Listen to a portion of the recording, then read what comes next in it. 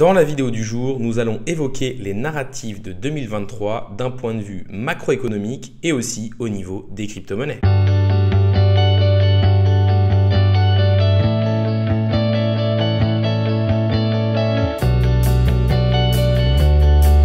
Salut à tous, c'est Inspecteur Crypto, bienvenue dans la vidéo du jour qui va parler des prédictions macroéconomiques et au niveau des crypto-monnaies pour l'année 2023. Concernant la partie macroéconomique, on va se baser sur le rapport 2023 de BlackRock et pour les crypto-monnaies, on se basera sur le rapport 2023 de Messari et on fera un retour sur le rapport 2022 de cette même entreprise. N'hésitez pas à liker la vidéo, à commenter pour me dire pour vous quels seront les narratifs pour l'année 2023. N'hésitez pas non plus à vous abonner, ça récompense le travail que je fais au jour le jour et ça permet de faire grossir la communauté. Mais passons tout de suite sur le thème de la vidéo du jour, à savoir les narratifs pour l'année 2023, que ce soit d'un point de vue macroéconomique ou au niveau des crypto-monnaies. On va commencer par voir les choses de manière le plus globale possible, c'est-à-dire avec le contexte macroéconomique et cela passe par le rapport de BlackRock avec leurs prédictions pour 2023.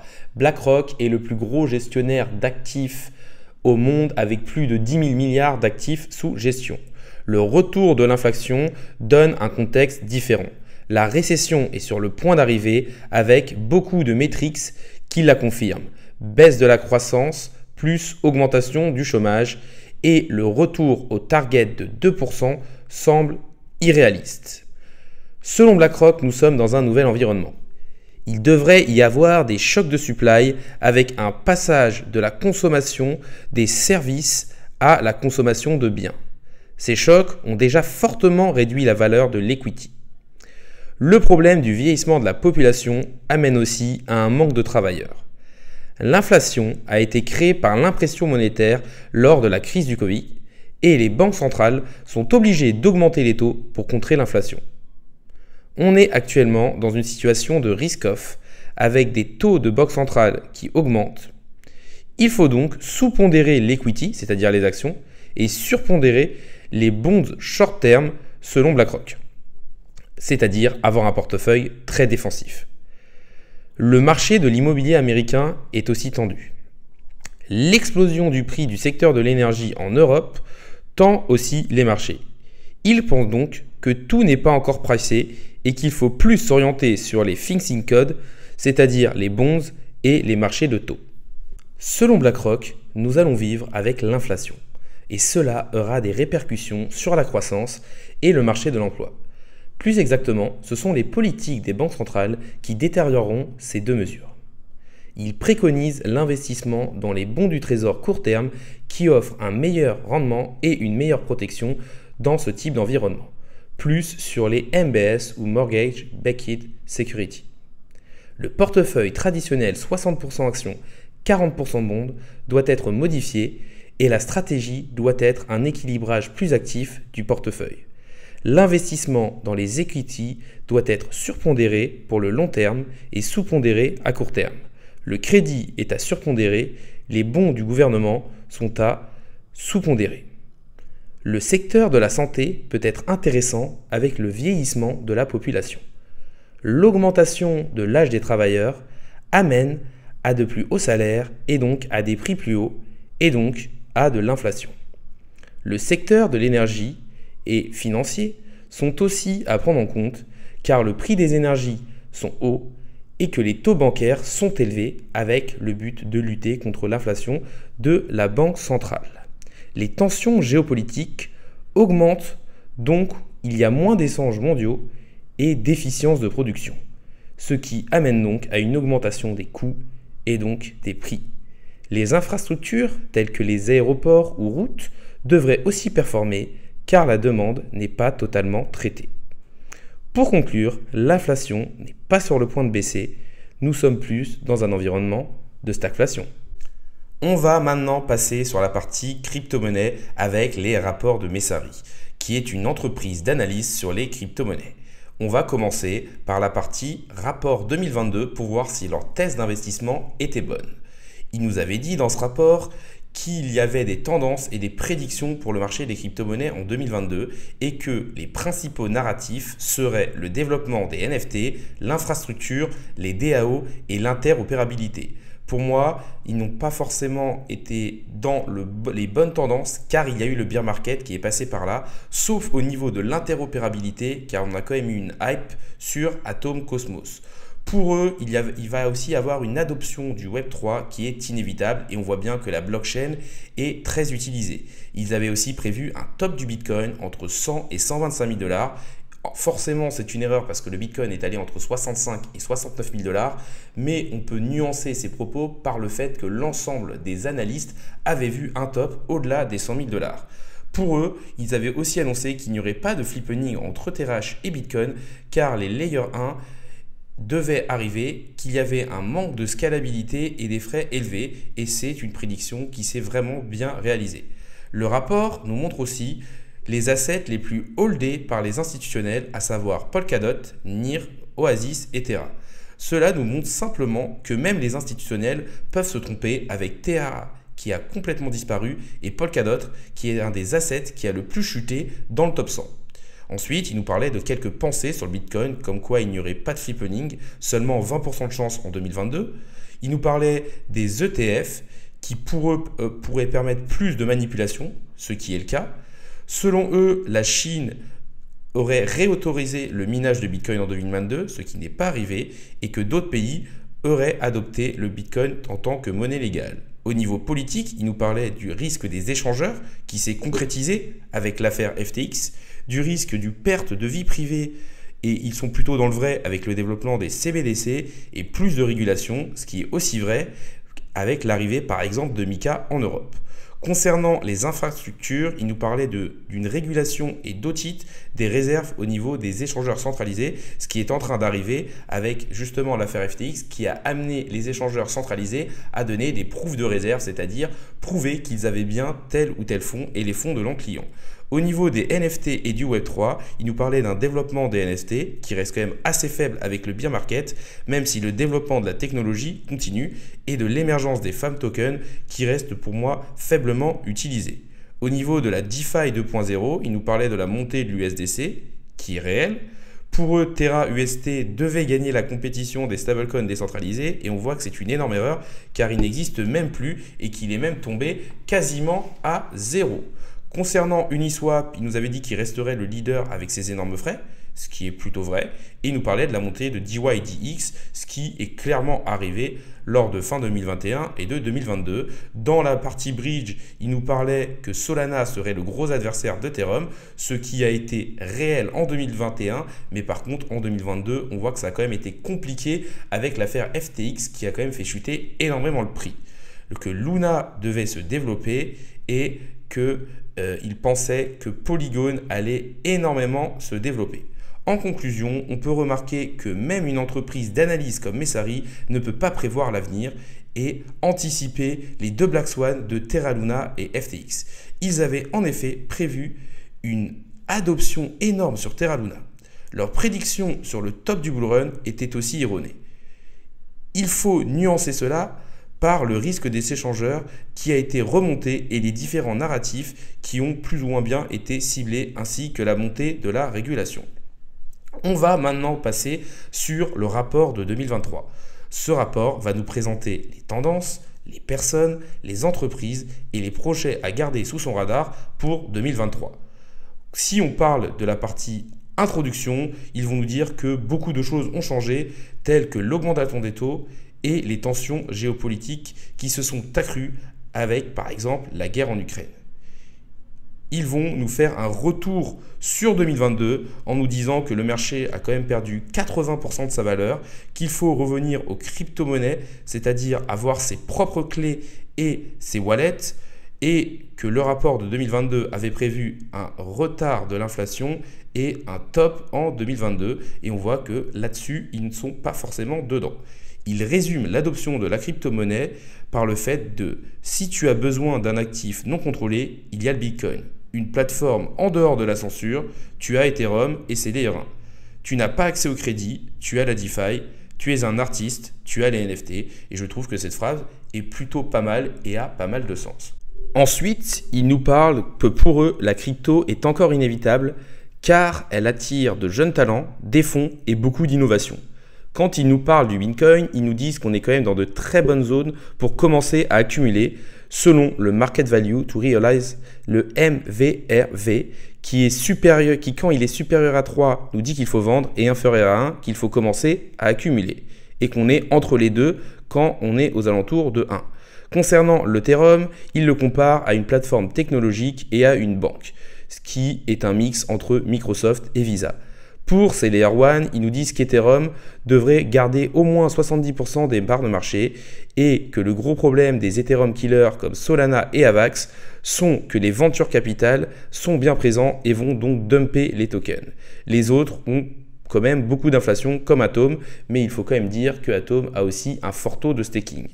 Concernant la DeFi, ils nous disent que c'est un des meilleurs secteurs avec un excellent risque-rendement car ça fait plus de 2 ans que l'on est en bear market et que des améliorations de sécurité sont présentes ainsi que des frais bas. Et pour les NFT, ils nous disent que c'est plutôt risqué car ils peuvent aller à 0. On va maintenant rentrer dans le rapport à proprement parler. Ce qui était avant, ce n'était qu'une petite introduction.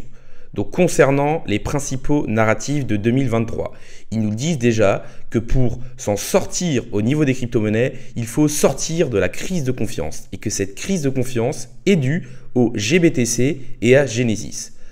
GBTC, c'est un ETF qui offrait un premium à l'époque, c'est-à-dire un discount, sur le fait d'acheter un Bitcoin lors du bull run. C'était la seule porte d'entrée pour les institutionnels pour acheter du Bitcoin. Les institutions, telles que Free Hero Capital et bien d'autres, ont voulu se leverager par avidité en mettant en collatéral leur GBTC pour emprunter via Genesis. Après ça, on a eu une baisse du marché des crypto-monnaies, plus plusieurs signes noirs.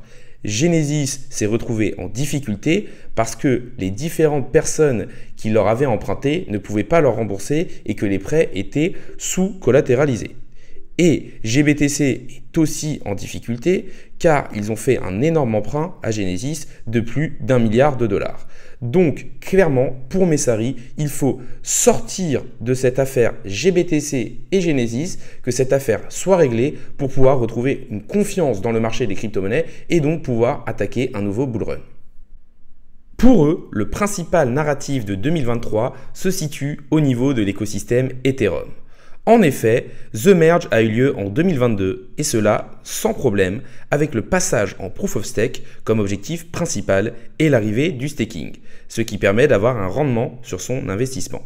Cette mise à jour a fortement baissé l'inflation du protocole et l'a rendu plus vert. Pour résumer, d'un point de vue positif, on a une baisse de la supply et donc une raréfaction de l'Ethereum et un yield qui permet d'avoir un rendement sur son investissement.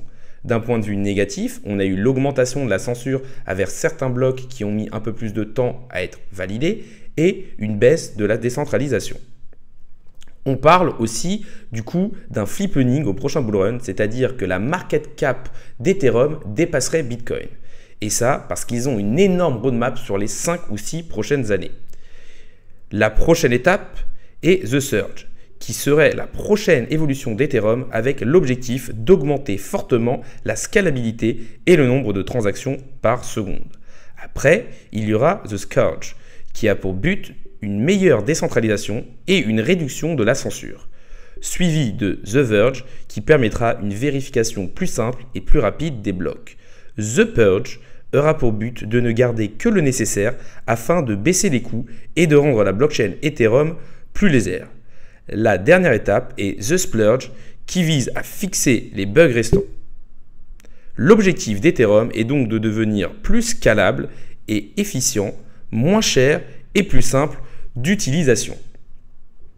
Cet énorme narratif d'Ethereum nous amène quand même à un problème qui est récurrent, qui est un problème de scalabilité. Ce problème, selon Messari, pourrait être résolu par les roll-ups, qui peuvent être de deux sortes, les ZK Rollup ou les Optimistic Rollup. Un Optimistic Rollup, c'est tout simplement une solution de scalabilité qui va prendre en compte que toutes les données sont bonnes et laisser un certain temps aux organismes de contrôle pour remonter ou non s'il y a des données erronées. Un ZK Rollup va utiliser la technologie Zero Knowledge Proof afin de prouver qu'une chose est bonne sans avoir à connaître l'ensemble des données. Et ça permet d'être beaucoup plus rapide et à moindre coût. On pourrait aussi avoir des Layer 2 tels que Polygon. Ces problèmes de scalabilité d'Ethereum, qui sont pour eux l'un des gros narratifs reliés au Rollup, pourraient laisser la place aux autres Layer 1 et Layer 2. Car en effet, pour le gaming ou les NFT, on a besoin de payer très peu de frais et d'avoir une grande scalabilité. Et donc, ça a laissé la place, par exemple, à Solana lors du dernier bull run. Et on aura donc une fragmentation de la liquidité entre les différents écosystèmes, que ce soit Ethereum, Solana ou encore Cosmos. Quand on parle de liquidité, pour moi, ça nous ramène forcément à la finance décentralisée. Concernant la DeFi, ce qu'il faut savoir, c'est qu'on est sur l'un des gros narratifs de 2023 et sûrement du prochain bull run. En effet, on est en bear market depuis plus de 2 ans car le top de la DeFi a eu lieu 1 an avant le top du Bitcoin. Ce qu'il faut savoir aussi, c'est qu'il y a énormément de technologies qui se sont développées entre-temps et que la confiance est quand même restée assez forte au niveau des organismes de DeFi. Les applications décentralisées génèrent beaucoup d'argent, telles que Uniswap, Lido ou OpenSea, et reprennent donc beaucoup de force. Messari est donc très bullish sur la finance décentralisée malgré le gros risque de régulation. Uniswap reste l'un des leaders grâce à sa grande liquidité et devrait se renforcer avec le possible partage des gains avec les holders du token Uni. Pas mal de protocoles de DeFi ont rajouté des collatéraux du monde classique comme des bons du trésor américain et sont surcollatéralisés pour baisser le risque. Lido, qui est une plateforme de staking des Ethereum pour Ethereum 2.0, devrait être un leader en termes de revenus avec le passage d'Ethereum en Proof of Stake. Cette fragmentation de la liquidité entre les différents écosystèmes et au niveau de la DeFi va donc emmener à cette émergence des rollups et des Layer 2. Mais selon Messari, les rollups sont encore un peu trop jeunes et difficiles d'utilisation.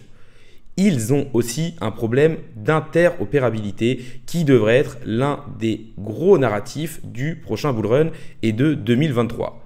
Cette interopérabilité aurait donc un problème au niveau des rollups, mais aussi au niveau des différents wallets.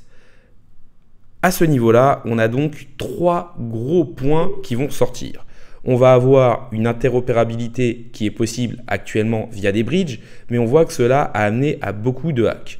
On a les grosses blockchains qui travaillent justement sur cette interconnexion avec Cosmos principalement et son IBC et ses principaux concurrents qui sont Polkadot et Avalanche. Et on a un dernier gros pan qui pourrait être aussi un narratif, c'est la modularité via les blockchains modulaires qui vont en fait être des blockchains adaptatives en prenant le meilleur de chaque écosystème avec par exemple Celestia. Revenons sur ces problèmes de décentralisation. Pour Messari, il y a un énorme travail à faire sur les DePIN, qui sont des Decentralized Physical Infrastructure Network. Ce sont tout simplement des réseaux d'infrastructures physiques décentralisés. Pour eux, c'est l'un des plus gros narratifs, car c'est grâce à cela que l'on développera le Web3 de demain. Le Web3 de demain, pour eux, ne sera décentralisé que si les infrastructures physiques sur lesquelles ils sont bâtis sont décentralisées. Et cela passe par exemple sur un stockage décentralisé avec des crypto-monnaies telles que Filecoin. Il nous parle aussi énormément d'identité numérique décentralisée qui permettra aux personnes de protéger leur vie privée. Lorsqu'on parle de décentralisation, pour moi, on peut opposer la CeFi et la DeFi. Il faut savoir qu'au niveau CeFi, les échangeurs centralisés qui sont menés principalement par Binance et Coinbase et donc par CZ qui est le PDG de Binance et Brian Armstrong de Coinbase seront menacés par la régulation après l'affaire qu'on a eue sur FTX qui a aussi emmené à l'éclosion du Proof of Reserve. On voit aussi l'arrivée d'énormément d'institutions qui essayent de rentrer dans ces organismes de finances centralisées. Le crédit au niveau des crypto-monnaies a amené à une énorme contagion liée à son fonctionnement qu'on a vu avec l'affaire FTX. Il reste quand même un énorme risque systémique sur DCG, Digital Currency Group, qui possède Genesis Capital et qui est en lien avec FreeIC et FTX par exemple. Pour eux, les infrastructures décentralisées sont encore assez immatures et c'est pour ça que le travail sur les DePIN va être hyper important. Concernant la décentralisation, pour eux, le staking et le mining sont encore très centralisés car la plupart des holders vont déléguer leurs jetons à des plateformes centralisées. Cette opposition entre un monde centralisé et un monde décentralisé nous amène forcément à la régulation et au fort risque de régulation qui pèse sur le secteur des crypto-monnaies.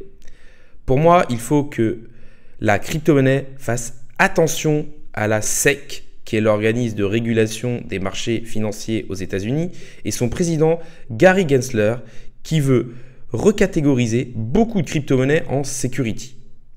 En 2023, il devrait y avoir l'arrivée probable de MiCA et la régulation sur les transferts de fonds TFR en Europe qui vise à réguler la crypto-monnaie. MiCA va se focuser sur les prestataires de services en crypto, les CASP, afin d'avoir plus de transparence pour préserver les investisseurs de la faillite. Ils devront donc donner plus de détails sur les projets crypto qu'ils mettent en avant. Ils veulent aussi que les CASP régulent les wallets individuels pour les transferts supérieurs à 1 000 €, ce qui semble impossible car les wallets non custodiaux sont difficilement régulables. De plus, il n'y a pas d'organisme de contrôle, ce qui rend l'exécution non vérifiable. Ils ont décidé de ne pas réguler encore la DeFi et les NFT, car pour eux, ça reste que deux secteurs très spécifiques pour lesquels ils n'ont pas encore assez d'informations et de connaissances. Ils veulent aussi bannir les stablecoins algorithmiques suite à l'énorme problème qu'il y a eu avec Terra Luna. La vie privée sera aussi mise à l'épreuve, avec par exemple les sanctions contre Tornado Cash, ce qui va contre le 5e amendement de la Constitution américaine. Pour vous résumer très rapidement l'affaire Tornado Cash, en fait, c'est une plateforme qui permettait de mixer toutes les transactions qu'il y avait sur Ethereum et de ressortir les tokens aux différentes personnes qui l'utilisaient. Et cela permettait de perdre la trace et le suivi des différentes personnes. Beaucoup ont dit que ça servait donc à des personnes qui voulaient tout simplement faire des choses illégales, alors qu'en fait c'était juste des personnes qui voulaient garder leur vie privée. Messari est donc extrêmement bullish sur les privacy coins tels que Zcash et Monero avec cette affaire Tornado Cash qui montre bien que la protection de la vie privée peut devenir un luxe. Ils essayent aussi de nous recentrer sur le Bitcoin, qui pour eux est hors de la monnaie, c'est-à-dire en dehors de la souveraineté d'un ou plusieurs pays et qui reste quand même le king des cryptos. L'augmentation du prix des énergies, combinée à la baisse du prix d'un Bitcoin, ont mis les mineurs en forte difficulté, avec un prix de position quasiment 3 fois plus élevé. Bitcoin utilise énormément d'énergie résiduelle non utilisée, ce qui le rapproche d'un actif ESG. En 2023, on devrait aussi continuer de voir des pays essayer de s'éloigner de l'influence du dollar, qui est en partie la cause de leur forte inflation. L'USDT devrait perdre sa dominance au profit de l'USDC et du BUSD, qui sont fortement réglementés et dont la confiance ne fait qu'augmenter. Cela devrait aller de pair avec le développement des CBDC, qui donneront encore plus de pouvoir et de contrôle aux banques centrales. On va continuer de descendre ce rapport de Messari en rentrant dans des sujets pour eux qui ne seront pas forcément des sujets pour 2023, mais qui devraient exploser dans plusieurs années. La première tendance, ce sont les NFT qui devraient prendre de l'ampleur dans les années à venir car ils ont une énorme importance au niveau d'une propriété numérique et qu'ils permettent aussi une appartenance à une communauté comme par exemple avec les Bored Ape Club. Les institutions sont déjà très présentes au niveau des NFT avec par exemple Coca-Cola. Un autre projet porteur pourrait être la GameFi.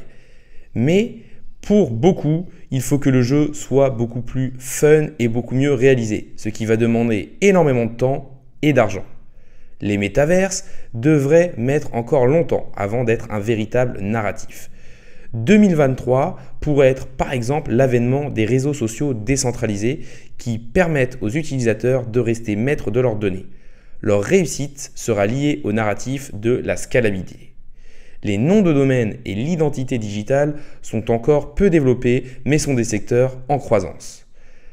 Pour revenir sur les NFT, il faut savoir que ce sont surtout pour l'instant les marketplaces qui en tirent le plus d'argent. Un dernier narratif pourrait être l'intelligence artificielle dont on entend beaucoup parler actuellement, mais qui ne devrait être effectif au niveau des crypto-monnaies que dans plusieurs années. L'intégrité des données doit aussi être prise en compte avec par exemple le Chainlink ou The Graph, car elle est en lien avec d'autres narratifs tels que par exemple la finance décentralisée. Les DAO devraient changer les aspects économiques, politiques et sociétaux dans les années à venir, mais être limités par une forte régulation. Le problème des DAO est souvent la possible baisse du token qui peut amener à une prise de contrôle économique. Pour résumer de manière assez rapide ces narratifs de 2023 de Messari, on pourrait dire que pour s'en sortir, il faut résoudre le problème de crise de confiance sur GBTC et Genesis, que le principal narratif sera autour de l'écosystème Ethereum et de sa scalabilité via les roll-up et les layer 2, que la fragmentation de la liquidité nous amènera à un avènement de la DeFi et aussi à des problèmes d'interopérabilité qui pourraient se résoudre via de la modularité. Une autre chose est les problèmes de décentralisation qui pourraient être résolus par des infrastructures plus décentralisées. On arrive sur la fin de la vidéo, la partie conclusion où je vais vous donner mon avis sur les narratifs de 2023 et pour le prochain bull run.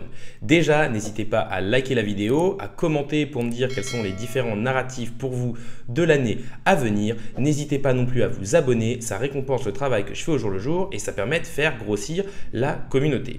Concernant ma conclusion ou plus mon mindset et ma façon de voir 2023, je pense que d'un point de vue macroéconomique, on n'aura pas forcément une récession, mais en tout cas un durcissement de l'économie qui va aller avec cette hausse des taux des banques centrales pour lutter contre l'inflation.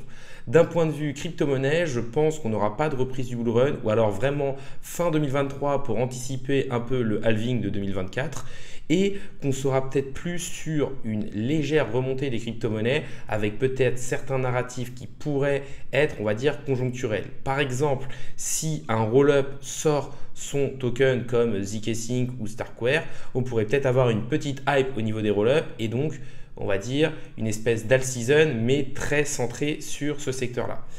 Au niveau des narratifs pour 2023, je pense donc qu'il n'y en aura pas parce que pour moi, le bull run ne devrait pas arriver en 2023 ou alors vraiment fin de l'année.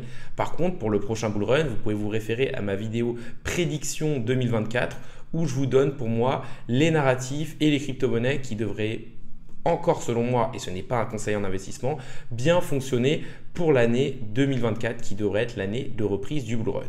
Dans ces différents narratifs, on voit que certains font écho à ce qui est dit dans le document de Messari, à savoir la scalabilité avec les différents roll-up et principalement Polygon pour ma part, la DeFi avec par exemple AVE, la PrivacyCon avec Fonero ou encore l'interopérabilité avec Atom Cosmos. La vidéo du jour est maintenant finie, salut à tous et à la prochaine.